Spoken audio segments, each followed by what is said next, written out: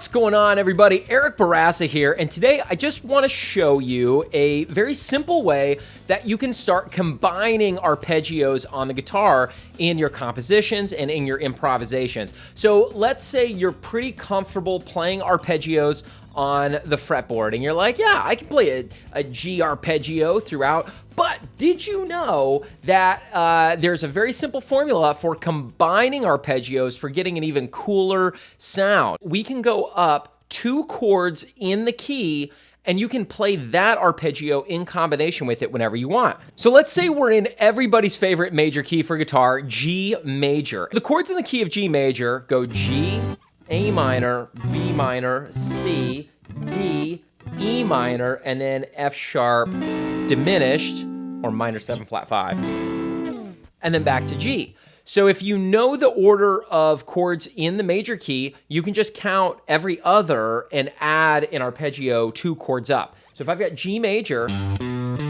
I can always add a B minor arpeggio on top of that. Or if I have A minor, I go up 2, B minor, C, I can add a C major arpeggio to that. So let's see what that looks like in real life. Let's take, for instance, a B minor arpeggio right here, and we can add a D major arpeggio on top of it. Let's see what that sounds like in an improvisation setting.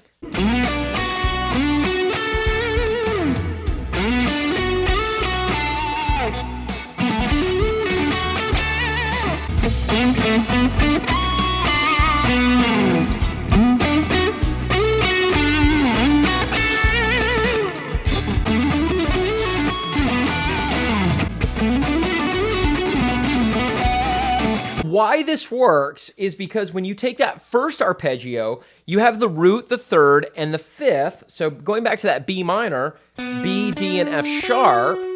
And then when we go up a third in the key to 2 chords higher, again, if we were in the key of G major and we had that B minor arpeggio that we're using, then the next 2 chords up would be a D major chord.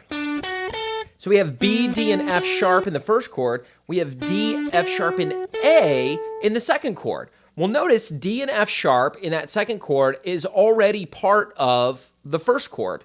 And then that A is the 7th of our first chord. So ultimately what ends up happening when you combine these 2 arpeggios, it looks like you're doing a lot, but really all we're adding is the 7th of that first chord relative to whatever key you are in. So now let's make it just a little bit more complex by doing like a 5-string sweep B minor, and then a D major 5-string sweep. And then we can kind of put them together, and that would sound like this. And then I could even add a B minor 7 arpeggio on top of it, because that's really what we're playing. So maybe I play that B minor going up, and then this D major going down. And then I play this B minor 7 on top. And I add a couple of bonus notes at the end.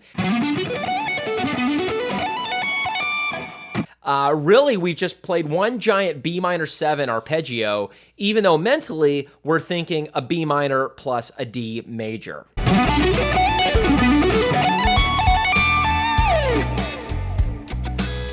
Okay, let's take one more example, but instead of doing it with just triads, we can actually do this with 7th chords as well. So let's say I've got an A7, which basically puts us in the key of D. Okay, so A7, then you'd have C sharp minor 7 flat 5. Real tricky shape to make right there. Maybe I would play it there.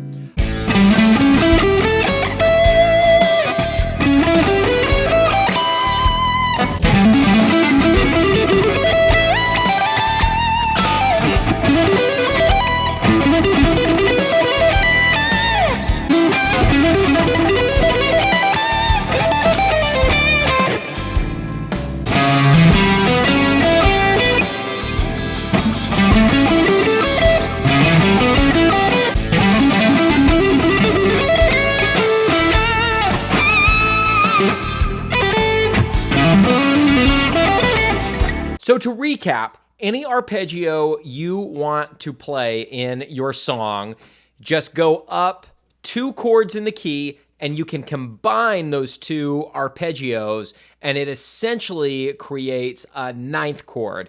You can also do this with 7th chords for something more complex. Take 1 7th chord in the key, play it as an arpeggio, and you can go up 2 more arpeggios in the key, put them together, and what do you got? Something really funky and cool. All right, you guys, so that's my tip for the day, my hot tip.